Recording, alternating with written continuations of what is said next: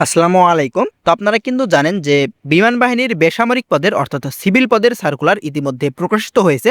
তো আপনারা যারা এখানে আবেদন করবেন বা আবেদন করেছেন তাদের মাঠ কবে হবে বা মাঠ কোথায় হবে, অর্থাৎ এখানে আপনাদের আবেদনের কতদিন পরে পরীক্ষা হবে বা পরীক্ষা কোথায় হবে এবং আপনাদের পরীক্ষার সময় বা মাঠে কি কি কাগজপত্র নিয়ে যেতে হবে, আজকের এই ভিডিওটিতে আমরা বিস্তারিত আলোচনা করব। এর জন্য সম্পূর্ণ ভিডিওটি দেখবেন। আপনারা যারা এখনো এখানে আবেদন করেন নাই, আপনারা চাইলে কিন্তু ঘরে বসে একদম নির্ভুলভাবে আমাদের মাধ্যমেও আবেদন করিয়ে নিতে পারেন। আপনারা যারা নিজে নিজে আবেদন করতে পারেন না বা আপনারা যারা কম্পিউটারের দোকানে যেতে যাচ্ছেন না, তারা কিন্তু চাইলে আমাদের কাছেও আবেদন করিয়ে নিতে পারেন। এর জন্য অবশ্যই আমাদের স্ক্রিনে দেওয়া হোয়াটসঅ্যাপ নাম্বারে যোগাযোগ করবেন।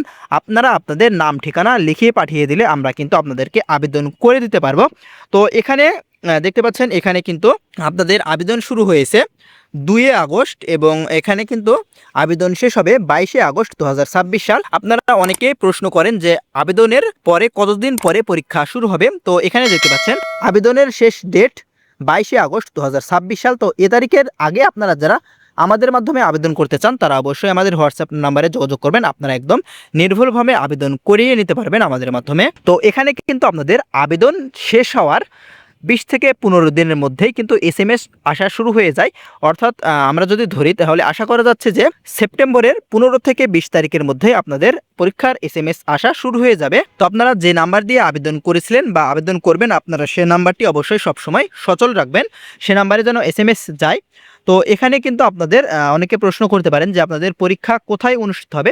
তো এখানে আপনাদের বাংলাদেশ বিমান বাহিনীর বেসামরিক পদের অর্থাৎ সিভিল পদের পরীক্ষা কিন্তু আপনাদের যে পুরাতন বিমানবন্দর তেজগাঁও ঢাকা রয়েছে, অর্থাৎ পুরাতন বিমানবন্দর তেজগাঁও ঢাকা, সেখানেই কিন্তু পরীক্ষা অনুষ্ঠিত হয়। তো আরও একটি কথা, আপনারা যারা বাংলাদেশ বিমান বাহিনীর বেসামরিক পদ অর্থাৎ সিভিল পদের লিখিত পরীক্ষায় ভালো একটি রেজাল্ট করতে চান, আপনারা চাইলে এখন থেকেই পড়াশোনা শুরু করতে পারেন। তো আপনারা লিখিত পরীক্ষায় ভালো একটি রেজাল্ট করতে চাইলে আপনারা আমাদের কাছ থেকে চূড়ান্ত আপডেট সাজেশনের PDF ফাইলটি সংগ্রহ করে এখন থেকে পড়াশোনা শুরু করবেন।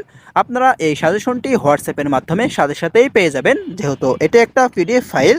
তো নিতে চাইলে অবশ্যই আমাদের হোয়াটসঅ্যাপে যোগাযোগ করবেন। তো এখানে দেখতে পাচ্ছেন এখানে কিন্তু অনেকগুলো পদ রয়েছে, আমরা আমাদের আগের ভিডিওটিতে দেখিয়ে দিয়েছি।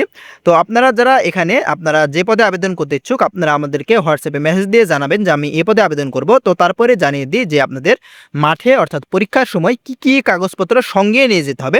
তো এটি অবশ্যই আপনারা ভালোভাবে একটু দেখবেন। এখানে দেখতে পাচ্ছেন আপনাদেরকে পরীক্ষার সময় যে কাগজপত্রগুলো সঙ্গে নিয়ে যেতে হবে। তো এখানে আপনাদেরকে বলি যে আপনাদের যে যখন লিখিত পরীক্ষা হবে, লিখিত পরীক্ষার সময় কিন্তু আপনাদেরকে এই কাগজপত্রগুলো নিয়ে যেতে হবে না। আপনারা যখন ভাইভা পরীক্ষাতে যাবেন অর্থাৎ মৌখিক পরীক্ষার সময় আপনাদেরকে মূলত এই কাগজপত্রগুলো নিয়ে আপনাদেরকে অবশ্যই উপস্থিত হতে হবে।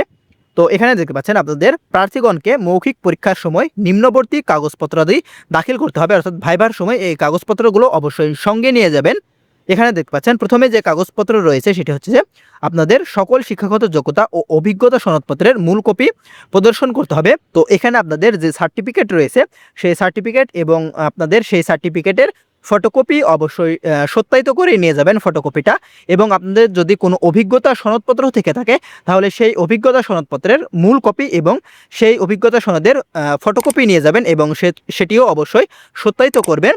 এবং তারপরে আপনাদের যে অ্যাপ্লিকেশন কপি রয়েছে, অর্থাৎ আপনারা যখন আবেদন করেছিলেন আবেদনের সময় যে ফর্মটি পেয়েছিলেন সেই ফর্ম, এবং আপনারা SMS পাওয়ার পরে যখন অ্যাডমিট কার্ড পেয়েছিলেন সেই অ্যাডমিট কার্ড, অর্থাৎ অ্যাপ্লিকেশন ফর্ম এবং অ্যাডমিট কার্ড এই দুটিই সঙ্গে নিয়ে যাবেন। এবং আপনাদের যতগুলো কাগজপত্র এবং সনদপত্র রয়েছে সেই কাগজপত্রের আপনাদের সকল কাগজপত্রের ফটোকপিগুলো সত্যায়িত করে নিয়ে যাবেন।